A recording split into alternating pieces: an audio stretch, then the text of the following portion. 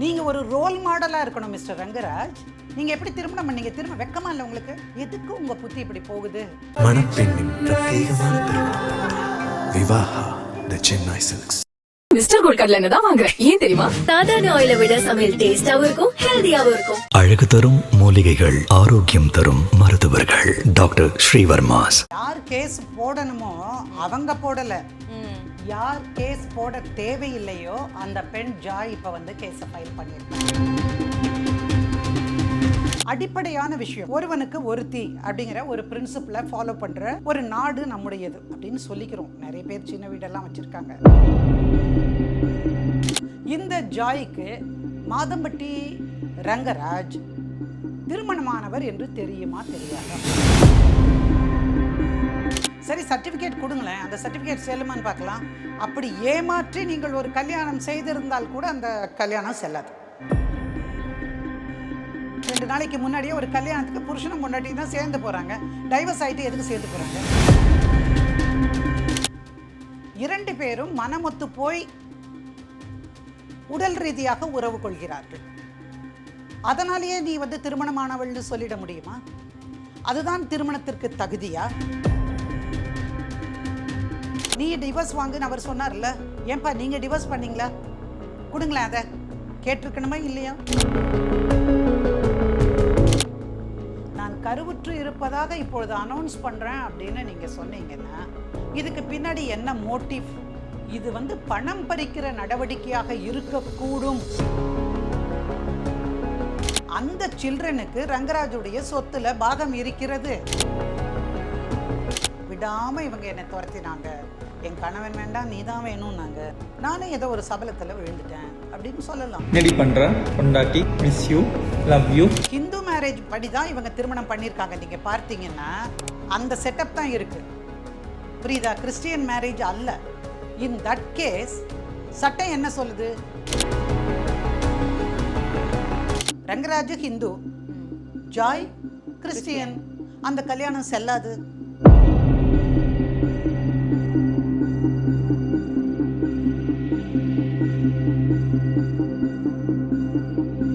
IBC மங்கை நேயர்களுக்கு வணக்கம். இன்னைக்கு நம்ம கூட வந்து அட்வொகேட் சாந்தகுமார் இணைஞ்சிருக்காங்க. வணக்கம் மேம். வணக்கம்மா. எப்படி இருக்கீங்க? ஃபைன். எஸ், செலிபிரிட்டி அப்படின்னு வந்தாலே நம்ம சொசைட்டி வந்து கண்டிப்பாக அது வந்து டாக் ஆஃப் த டவுனாக மாறிடும். இப்போ recent talk of the town வந்துட்டு மாதம்பட்டி ரங்கராஜன் அண்ட் வந்து ஜாய் கிறிசல்டா இப்போ வந்து மாதம்பட்டி ரங்கராஜன் மேலே ஒரு கேஸ் போட்டிருக்காங்க. இதை பற்றி தான் எல்லாருமே வந்து பேசுனாங்க. இதுதான் இப்போ வந்து ஹாட் டாப்பிக்காகவே மாறி இருக்குல்ல. What is your take on it? இல்லை யார் கேஸ் போடணுமோ அவங்க போடலை. யார் கேஸ் போட தேவையில்லையோ அந்த பெண் ஜாய் இப்போ வந்து கேஸை ஃபைல் பண்ணியிருக்காங்க. அதுதான் நான் சொல்லக்கூடியது. உண்மையில் ஸ்ருதி தான் போட்டிருக்கணும், ரங்கராஜுடைய மிஸ்ஸஸ் தான். To declare this marriage if at all, கல்யாணம் நடந்திருந்தால் அந்த மேரேஜை வந்து செல்லாதுன்னு அறிவிக்க கோரி நீங்கள் வந்து ரங்கராஜுடைய மிஸ்ஸஸ் போட்டிருக்கணும். பட் இந்த அம்மா போடுறதுங்கிறது உங்களுக்கே கொஞ்சம் வித்தியாசமாக தெரியல? எஸ். அண்ட் வந்துட்டு இது வந்து அதில் ஒரு கொஸ்டின் வந்துச்சு, இது வந்து நீங்கள் வந்து ரெஜிஸ்டர் பண்ண மேரேஜா அப்படின்னு சொல்லி கேட்குறப்போ அவங்க வந்து அதில் ஒரு பாஸ் விட்டாங்க. எந்த ஒரு ஆன்சருமே வந்து உடனே வரல. அண்ட் அதுக்கான கிளாரிட்டியுமே இல்லை. எல்லாமே நான் அதுக்கப்புறம் சொல்கிறேன், இன்னொன்று ப்ரெஸ் மீட்டில் சொல்கிறேன் அப்படிங்கிற மாதிரியே சொல்லிட்டு இருந்தாங்க. ஒரு ரெஜிஸ்டர் பண்ணாத மேரேஜ் வந்து செல்லுபடியே ஆகாதுன்னு இருக்குல்ல? இல்லை, ரெஜிஸ்டர் பண்ணாத மேரேஜ் செல்லுபடியில் ஆகாதுன்னு சொல்ல முடியாதுமா. ஏன்னா நீண்ட காலமாக நம்ம வந்து ரெஜிஸ்டர் பண்ணுற வழக்கத்தை விட்டுருந்தோம், நமக்கு தெரியாது அதெல்லாம். இப்போ தான் ரீசன்ட் பாஸ்டில் இந்த கடந்த 10 ஆண்டுகளுக்குள்ளே தான் மெல்ல மெல்ல ரெஜிஸ்ட்ரேஷனுங்கிறது இட்ஸ் அ மஸ்ட் அப்படின்னு வந்துட்டு தமிழ்நாட்டினுடைய ஒரு சட்டமும் வந்து ரெஜிஸ்ட்ரேஷன் ஆஃப் மேரேஜ் ஆக்ட்னே வந்திருக்கு தமிழ்நாடுது. ஸோ அந்த அடிப்படையில் இப்போல்லாம் ரெஜிஸ்டர் பண்ண ஆரம்பிச்சிருக்காங்க. அது மட்டும் இல்லாமல் நம்ம நாட்டில் இருக்கக்கூடிய பெண்களோ ஆண்களோ யார் ஒருவர் வந்து ஃபாரினுக்கு போகணும்னாலும் இந்த கல்யாணம் ஆகிட்டு போகிறவங்க இருக்காங்க பாருங்கள், அவங்கள சொல்கிறேன். அவங்களுக்கு வந்து இந்த மாதிரியான விஷயங்களில் அடிப்படையான டாக்குமெண்ட்டு இவருக்கும் இவனுக்கும் 2 பேருக்கும் திருமணம் நடந்திருக்கு அப்படின்னு சொல்லணும். அதுக்காக இப்போல்லாம் ரெஜிஸ்டர் பண்ணிக்கிறாங்க. பட் ரெஜிஸ்டர் பண்ணாத திருமணங்களும் இன்றைக்கு வரைக்கும் இருக்கத்தான் செய்கிறது. ஆனால் அத்தனையும் வந்து செல்லாதுன்னு சொல்ல முடியாது. அப்படி சொல்கிறதுனால ஜாய்க்கு வந்து அப்படி சொல்லிட முடியாது என்னால். ஏன்னா நம்மளுடைய இந்திய தண்டனை சட்டம் முன்னாளில் இப்போ பிஎன்எஸ்எஸ்ன்னு இருக்குது. அந்த சட்டத்தில் வந்து என்ன சொல்லுதுன்னு கேட்டால், அடிப்படையான விஷயம் ஒருவனுக்கு ஒருத்தி அப்படிங்கிற ஒரு பிரின்சிபலை ஃபாலோ பண்ணுற ஒரு நாடு நம்முடையது அப்படின்னு சொல்லிக்கிறோம். நிறைய பேர் சின்ன வீடெல்லாம் வச்சுருக்காங்க, சரியா?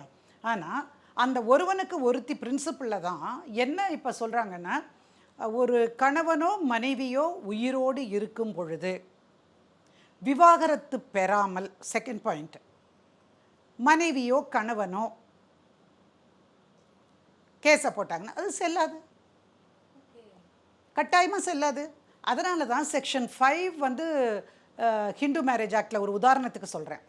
அந்த ஆக்டிலேயே சொல்லியிருப்பாங்க, ஏற்கனவே திருமணமாகாதவராக இருக்க வேண்டும், இல்லை என்றால் முறைப்படி விவாகரத்து பெற்றவராக இருக்க வேண்டும், இந்த வயதுடையவராக இருக்க வேண்டும், இந்த மாதிரி கண்டிஷன்ஸ் எல்லாம் இருக்குது.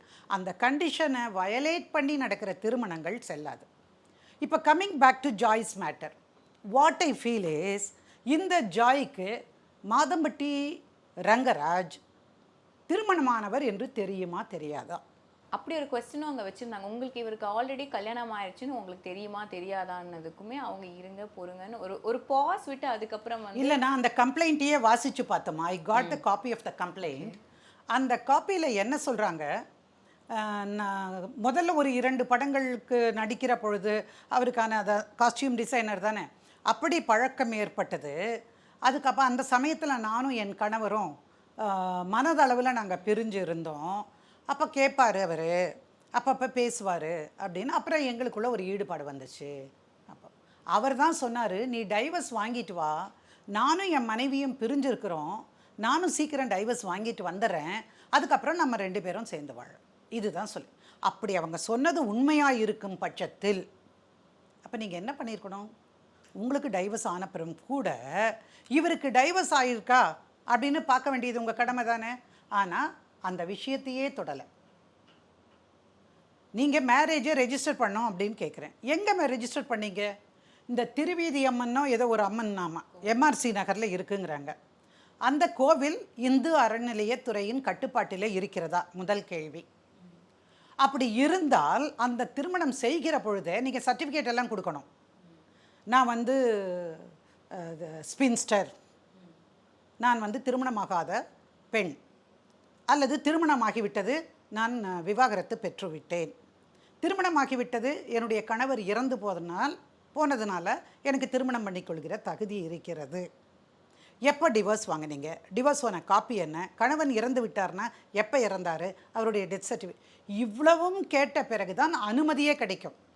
ஸோ யாரும் பைத்தியக்காரர்கள் அல்ல.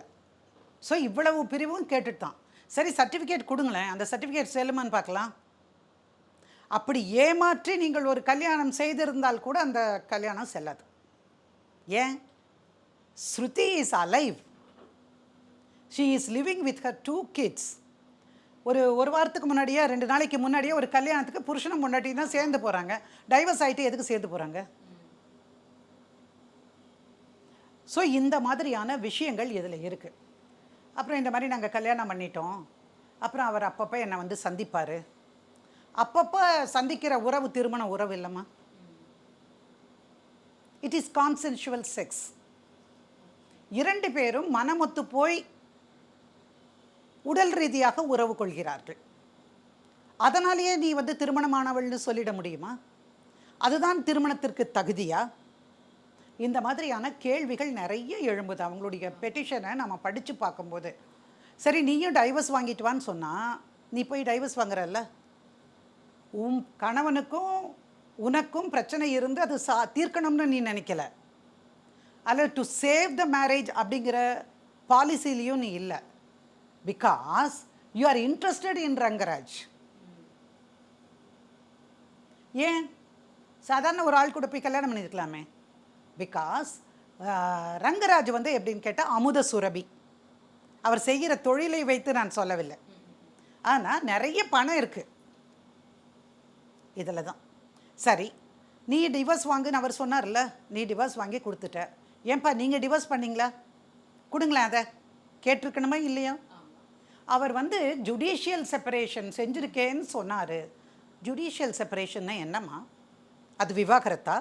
இல்லை, ஒரு குறிப்பிட்ட காலம் வரைக்கும் அந்த கணவனுக்கும் மனைவிக்கும் கொஞ்சம் ஒத்து வரல, கொஞ்ச நாள் பிரிஞ்சு இருந்தா சரியாகலாம்னு பெரியவங்க சொல்லலாம், அல்லது இந்த கசப்பிலிருந்து வெளியேறி சுதந்திரமாக இருக்கலாம்னு யார் ஒருவரும் அந்த திருமண உறவில் இருக்கிற 2 பேரில் ஒருத்தர் நினைக்கலாம். அப்படி இருக்கிற பட்சத்தில் அந்த பெண்ணோ ஆணோ நீங்கள் வந்து வழக்கு தாக்கல் செய்யலாம். நீதி வழி பிரிந்து உரைதல் அப்படின்னு தமிழில் மொழியாக்கம் செய்யலாம். கொஞ்சம் நீளமாக இருக்கும். நீதி வழினா சட்டப்படி, பிரிந்து 2 பேரும் செப்பரேட் ஆகி உரைதல், வாழ்தல், அவ்வளோதான். இதில் விவாகரத்துன்னு எங்கேயுமே சொல்லலையே. இவ்வளவு விவரமாக எல்லாம் பண்ணவங்க வெறும் ஜுடிஷியல் செப்பரேஷனை வச்சு அவர் சொல்லிட்டா நீங்கள் நம்பிடுவீங்களா? ஸோ அந்த கம்ப்ளைண்ட்டில் நிறைய அந்த சீக்வன்ஸ் ஆஃப் ஈவெண்ட்ஸ் சொல்லும்போதே நிறைய சந்து பொந்தெல்லாம் இருக்கிறத பார்க்குறேன். சரி, அப்படின்னா நீங்கள் வந்து அந்த பெண்ணை தானே மேடம் குறை சொல்கிறீங்க, தப்பு செஞ்ச ஆணை குறை சொல்லலையே அப்படின்னு கேட்குறவங்க உண்டு. கட்டாயமாக ஒரு பொறுப்புள்ள செலிபிரிட்டியாக இருந்திருந்தா ரங்கராஜ் இதை பண்ணியிருக்க கூடாது. எனக்கெல்லாம் உண்மையிலேயே சொல்கிறேம்மா, அவருடைய சமையல் ரொம்ப பிடிக்கும், ரொம்ப பிடிக்கும். நிறைய டிஷ்ஷஸ் இன்னோவேட்டிவாக, சத்துள்ளதாக, அப்புறம் சுவையுள்ளதாக இப்படியெல்லாம் செஞ்சுருக்கக்கூடிய ஒரு திறன் வாய்ந்த ஒரு மனிதர். அவர் ஒன்றும் சாதாரணமாக இப்போ திடீர்னு இங்கே சிங்கப்பூரில் விமானத்தில் தண்ணியோடு எடுத்துகிட்டு போய் அங்கே தண்ணி வேணும்னா கூட இந்த தண்ணியில் போட்டால் தான் சமையல் நல்லாயிருக்கும், அதனால் இந்தியாவிலேருந்து தண்ணி எடுத்துகிட்டு போகிறார். அப்போது அவருக்கே ஒரு சிங்கப்பூரில் ஃப்ளைட்டை வச்சு தண்ணி எடுத்துகிட்டு போகிற அளவுக்கு இருக்காருன்னா அது அந்த உயரம் வந்து சீக்கிரம் வாய்க்கவில்லை. அந்த உயரத்திற்கு அவர் கொடுத்திருக்கிற உழைப்பு வந்து விலை மதிப்பற்றது. அவ்வளவு விலை மதிப்பற்ற ஒரு உயர்வை நீங்கள் அடைந்திருக்கிறீர்கள் உங்கள் உழைப்பிலான்ல. You have become a celebrity. உங்களுக்கு சமூக அக்கறை இருக்கணும், சமூக பொறுப்புணர்வு இருக்கணும், நீங்கள் ஒரு ரோல் மாடலாக இருக்கணும் மிஸ்டர் ரங்கராஜ். ஆனால் எதுக்காக போய் விழறீங்க? உங்களுக்கு அப்படி வந்து ஜாய் தான் எனக்கு வேணும்னு நீங்கள் முடிவு பண்ணிங்கன்னா நீங்கள் அந்த பெண்ணோடு உறவு கொள்வதை தடுத்து நிறுத்தி இருக்க வேண்டும், அல்லது பாதுகாப்போடு இருந்திருக்க வேண்டும். எதுவுமே இல்லையே. நீங்கள் எப்படி திருமணம் பண்ணீங்க? திரும்ப வெக்கமா இல்லை உங்களுக்கு? ஆனால் ஒரு விஷயம் நான் பார்க்குறேம்மா, அந்த ஃபோட்டோ இருக்குல்ல, நான் ஒரு ஃபோட்டோ பார்த்தேன், மாலையும் கழுத்துமா 2 பேரும் நிற்கிற மாதிரி. மேலால் தாலி தெரியும். பெரும்பாலும் கல்யாண தம்பதிகள் எல்லாம் பார்த்தீங்கன்னா மேலே தாலி எடுத்து தொங்க விட்டுருப்பாங்க. என் கண்ணுக்கு தெரியல, ஒருவேளை உங்களுக்கு ஏதாவது தெரிஞ்சதுன்னா நீங்கள் சொல்லுங்கள். தாலி கட்டிய புகைப்படத்தை நீ போய் பார்க்கலாம், போட வேண்டியது தானே. இது ஒரு சினிமா ஷூட்டிங்கோ அந்த திருமணம்ங்கிறது? இல்லை, என்ன நடந்ததுங்கிறது உங்களுக்கும் தெரியாது, எனக்கும் தெரியாது, அவங்க 2 பேருக்கு மட்டும்தான் தெரியும். அப்போது ரங்கராஜுக்கு ஒரு மனைவி இருக்கிறாங்க, உங்களுக்குள்ள பிரச்சனை கூட இருக்கலாம், ஓப்பனாகவே வந்துருச்சு, அவங்க 2 பேரும் கொஞ்ச நாளாகவே சேர்ந்து இல்லை, பிரச்சனையில் இருக்காங்கன்னு தெரியும். அப்போ நீங்கள் என்ன பண்ணியிருக்கணும்? ரைட் ராயலாக அவங்க பொண்ணுக்கிட்ட பேசி மியூச்சுவல் கன்சென்ட்டில் டிவோர்ஸ் வாங்கியிருக்கணும். இல்லை டிவோர்ஸ் கொடுக்க அவங்க ரெடியாக இல்லைன்னா நீங்கள் என்ன காரணத்துக்காக பிரிஞ்சு போகிறீங்க அப்படிங்கிறத சொல்லி நீங்கள் டிவோர்ஸ் போட்டிருக்கணும். அதுதானே பண்ணக்கூடியது. அதெல்லாம் இவர் பண்ணலை. எனக்கு பிடிக்கலன்னா இன்னொரு பொண்ணை போய் கல்யாணம் பண்ணிக்கலான்னு சட்டம் சொல்லுதா? ஒரு செலிபிரிட்டிக்கு லாயர்கிட்ட போகணுன்னு தெரியாதாம்மா? அப்போ உன்னை நம்பி வந்த ஒரு பெண், அது வேறு யாரும் இல்லை, உன் சொந்தக்காரி மனைவி, 2 குழந்தைகள், அழகு போல் 2 ஆண் பிள்ளைகள் இருக்கிறாங்க. எதுக்கு உங்கள் புத்தி இப்படி போகுது? இன்றைக்கி அவள் சொல்லிட்டா எனக்கு குழந்தை இருக்குது. நான் கேள்விப்பட்ட விஷயம் என்னன்னு கேட்டால் அபார்ஷன் பண்ணிக்கோன்னு அவர் சொன்னாராம். அதெல்லாம் வந்திருக்கு. அதுக்கான செலவுக்கு கூட கையில் காசு கொடுத்தாருன்னு பணமெல்லாம் கொடுத்து போய் பார்த்துட்டு வந்துரு டாக்டர்கிட்ட அப்படின்னு எல்லாம் சொன்னாதான். எந்த அளவுக்கு உண்மைன்னு எனக்கு தெரியாது. நான் மீடியாவில் வந்த அந்த விஷயங்களை வச்சு தான் நான் பேசுகிறேன். சரி, அப்படி வந்தபோது வேண்டாம்னு நினைக்க சேரும்போது 2 பேரும் சேர்ந்து முடிவு பண்ணிங்க. குழந்தை வேண்டாம் என்கிற பொழுதும் 2 பேரும் இணைந்து தான் நீங்கள் முடிவு பண்ணியிருக்கணும். அப்போ அதை வந்து நீங்கள் வச்சிருக்கிறீங்க அப்படின்னு சொன்னால், நான் கருவுற்று இருப்பதாக இப்பொழுது அனௌன்ஸ் பண்ணுறேன் அப்படின்னு நீங்கள் சொன்னீங்கன்னா இதுக்கு பின்னாடி என்ன motive? If it is a sincere love between Rangaraj and Joy, நீங்கள் இப்படி பண்ணியிருக்க மாட்டீங்க. இது வந்து பணம் பறிக்கிற நடவடிக்கையாக இருக்கக்கூடும் அப்படின்னு நான் நினைக்கிறேன். ரங்கராஜ் வந்து இல்லைல்ல எனக்கு கல்யாணம் ஆகலை அப்படின்னு சொல்லிட்டு இவங்களோட உறவு வச்சாங்கன்னு நான் சொல்ல மாட்டேன். Everybody knows what is happening here. முன்ன மாதிரி இல்லை, தொலைக்காட்சியில் செய்திகள் வாசிப்பது அப்படின்னு ஆரம்பித்த காலம் அல்ல இது. இன்னைக்கு நேற்று நடந்தது இன்னைக்கு வந்துடும் யூடியூப்பில், நிறைய வீடியோஸ் வருது. தெரிஞ்சும் வந்து இந்த மாதிரி எல்லாம் சொல்லுவது சரியாக இருக்காது அப்படின்னு நினைக்கிறேன். அந்த பொண்ணு வரும்போதே, ஆஃபீஸ்க்கு வரும்போதே, கமிஷனர் ஆஃபீஸ்க்கு போலீஸ்க்கு புகார் கொடுக்க வரும்போதே கூட அவங்க அம்மாவையும் கூட்டிகிட்டு வராங்க. ஒரு பரிதாப உணர்ச்சியை ஏற்படுத்துகிற விஷயம். நான் என்ன சொல்கிறேன், நீங்கள் கிளியர் கட்டாக இருக்கீங்க, you haven't ton any mistake அப்படின்னா நீங்கள் என்ன பண்ணுவீங்கம்மா? நீங்கள் கேட்குற கேள்விகள் கேட்குறாங்கல்ல, ஆமாம் என்கிட்ட இருக்குது, நாங்கள் ரெஜிஸ்டர் பண்ணியிருக்கோம், இந்த ரெஜிஸ்டர் ஆஃபீஸில் நடந்தது, அவர் வந்து கையெழுத்து போட்டிருக்கார், என்கிட்ட ஃபோட்டோ இருக்குது, சொல்லணுமா? அவங்க டிவோர்ஸ் வாங்கிட்டாங்க. இன்னொருத்தருடைய கணவரை நீ திருடி இருக்கிறாய், அப்படி தானே அர்த்தம். ரங்கராஜும் தப்பு பண்ணியிருக்காரு, இவங்களும் தப்பு பண்ணியிருக்காரு. ஆனால் அது எப்போவும் அது வெளிச்சத்துக்கு வராது, அது அவர்களுக்குள்ளே வைத்து கொள்கிற பொழுது. அதை நீங்கள் பப்ளிக்காக கொண்டு வந்து டேபிள் மேலே வச்சுட்டிங்கன்னா நீங்களும் பேசுவீங்க, நானும் பேசுவேன், இதோ கேமராமேனும் பேசுவார், ரைட்டா? ஸோ எல்லை மீறிய எந்த உறவும், அதுவும் சட்டத்திற்கு கட்டுப்படாத எந்த உறவும் கடைசியில் இந்த நிலைமைக்கு தான் வரும் அப்படின்னு நான் நினைக்கிறேன். அண்ட் அவங்க அதில் சொல்கிறப்பவே வந்து வைலன்ஸ் இருந்துச்சு. நான் வந்து அவரை பேசுறதுக்காக போனேன், ஆனால் அவர் வந்து என்னை ஸ்டார் ஹோட்டலாக இருக்கட்டும், ஒரு ஷூட்டிங் ஸ்பாட்டாக இருக்கட்டும், அங்கெல்லாம் வச்சு என்னை வந்து அடித்தார், தாக்குனார், இப்படிங்கிற ஒரு புகார்லாம் சொல்கிறாங்கல்ல. Very good. அவங்க செஞ்சுருக்க கூடும்னே நினைக்கலாம். அவர் செஞ்சாருன்னு நான் சொல்லலை, ஒரு வேளை செஞ்சுருந்தாருன்னு வச்சுக்கோ. What is the remedy available சொல்லுங்கள். டைரெக்டாக போலீஸ்க்கு போ, கம்ப்ளைண்ட் கொடு, இந்த மனுஷன் என்னை அடித்தார், நான் இவரை பார்க்க வந்தேன், இவரை என்னை ஏமாற்றிட்டாரு சொல்லு. ஏன்னா உன்னால் ஏமாற்றிட்டாருன்னு சொல்ல முடியாது. விஷயம் என்னென்னா, அவர் திருமணமானவர், அவர் மனைவிக்கும் அவருக்கும் டிவோர்ஸ் ஆகலைங்கிறது உனக்கு கிளியர் கட்டாக தெரியும். ஷூட்டிங் ஸ்பாட்டு விட்டுரு, இவரை பார்க்குறக்கு ஸ்டார் ஹோட்டலுக்கு போகிற, அங்கே அடிச்சிட்டாரு, கூப்பிடு போலீஸை. உன் செல்ஃபோனில் இப்படி தட்டுனாலே வந்துருமே நம்ம காவல் சேவை, சொல்லுங்க. பண்ணியிருக்கலாம். சரி, அதே வேண்டாம். டொமஸ்டிக் வயலன்ஸ் ஆக்ட் ரொம்ப கிளியராக சொல்லுது, குடும்ப உறவுகளில் வன்முறை இருக்கக்கூடாது. குடும்ப உறவு அப்படிங்கிறது என்னன்னு கேட்டிங்கன்னா, கணவன் மனைவி பிள்ளைகள் அவங்களோட சேர்ந்த உற்றார் உறவினர் எல்லாம் இது வேணால் வச்சோம். ஆனால் கணவர் மனைவி மட்டுமல்ல, இந்த ஒரு சட்டம்தான் கூடி வாழ்ந்திருந்தாலும் கூட கல்யாணம் பண்ணாமல் 2 பேரும் சேர்ந்து லிவிங் டுகெதர் சொல்கிறேன் பாருங்கள், அந்த கான்செப்டில் கூட அந்த பெண்ணுக்கு, வன்முறையால் கஷ்டப்படுகிற பெண்ணுக்கு தீர்வு கிடைப்பதற்கு வழி இருக்கிறது. நீ நேராக என்ன போயிருக்கணும், ப்ரொடெக்ஷன் ஆஃபீஸரை சந்தித்து பெட்டிஷன் கொடுக்கணும், இந்த மாதிரி என் புருஷன் என்னை அடிச்சிட்டாரு, கொன்னுட்டாரு, இந்த மாதிரி பண்ணிட்டாரு, என்னை ஏமாற்றிட்டாருன்னு. ஏன் பண்ணலை? ஸோ இதிலிருந்து, வன்முறையிலிருந்து வெளியே வருவதற்கு மட்டும் நீ வந்து தயாராக இல்லை, அதற்கு பின்னாடி வேறு ஏதோ இருக்கிறது அப்படின்னு நினைக்கிறேன். அவங்க சொல்கிறப்ப கூட வந்து இந்த குழந்தைக்கு வந்து அப்பா யாருன்னு தெரியணும் அப்படிங்கிறதுக்காக தான் நான் இதை பண்ணுறேங்கிற மாதிரி தாராளமாக பண்ணலாமே, அப்பா யாருன்னு தெரிஞ்சுக்கலாம், தப்பே கிடையாது. அது வந்து நீங்கள் டெஸ்ட்டுக்கு போனீங்கன்னா தெரிஞ்சிடும். ரங்கராஜ் குழந்தையா இருந்தால் அது ரங்கராஜ் குழந்தை தான்.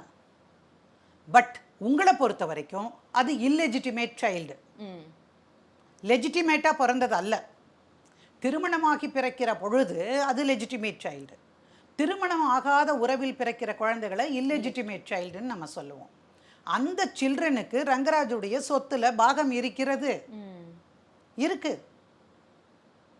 அந்த பையனை கவனிக்க வேண்டிய கடமை ரங்கராஜுக்கு இருக்கு. அது செய்யலாம், தாராளமாக செய்யலாம். ஆனால் அந்த குழந்தைய வச்சு நமக்கு வந்து ஒரு பெர்மனன்ட் அலிமனி, லைஃப் டைம் செட்டில்மெண்ட் இதெல்லாம் வைக்கிறது அப்படிங்கிறது சாத்தியமா அப்படின்னு நீங்கள் யோசிக்கணும். இப்போ இந்த கேஸ் போட்டுட்டாங்க, இவ்வளோ விஷயங்கள் வந்துட்டு அவர் மேலே ஒரு அக்யூசேஷன் வச்சுருக்காங்கன்னா இதோட எண்ட் என்னவா இருக்கும்? இல்லைம்மா, அவங்க கோர்ட்டுக்கு போகணுமா? அவங்க கோர்ட்டுக்கு போகணும்.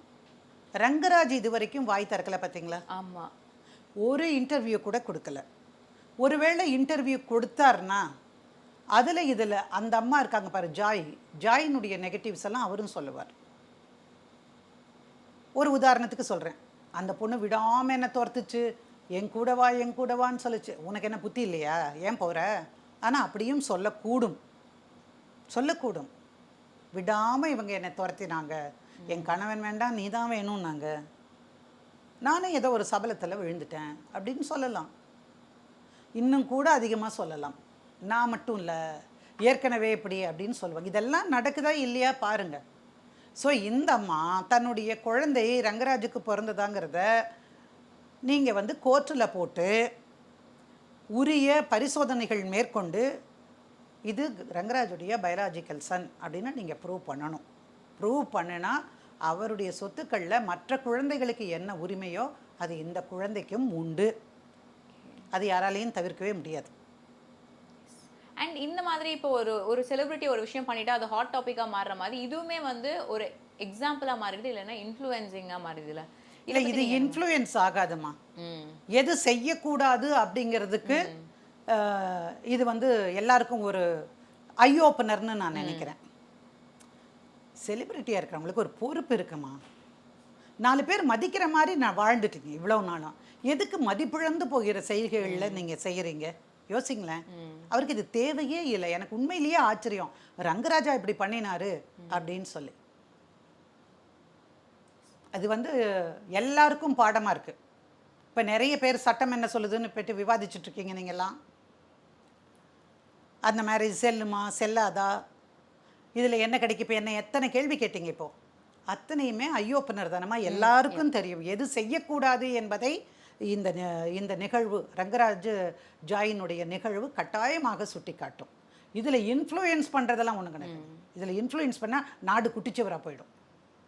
அண்ட் இவ்வளோ விஷயங்கள் வந்து ஒரு லாவில் இருக்கிற, இல்லைன்னா அவங்க போட்டிருக்க கேஸோ என்னவா இருக்கட்டும், ஒரு மேரேஜ் ஆக்டாக இருக்கட்டும், ஒரு டிவோர்ஸாக இருக்கட்டும், எது லீகல் எது வந்து கரெக்ட் இல்லைங்கிறத வந்து தெளிவாக நீங்கள் எங்ககிட்ட பகிர்ந்துக்கிட்டீங்க. இதில் முக்கியமான இன்னொரு விஷயத்தை பார்க்கணும்.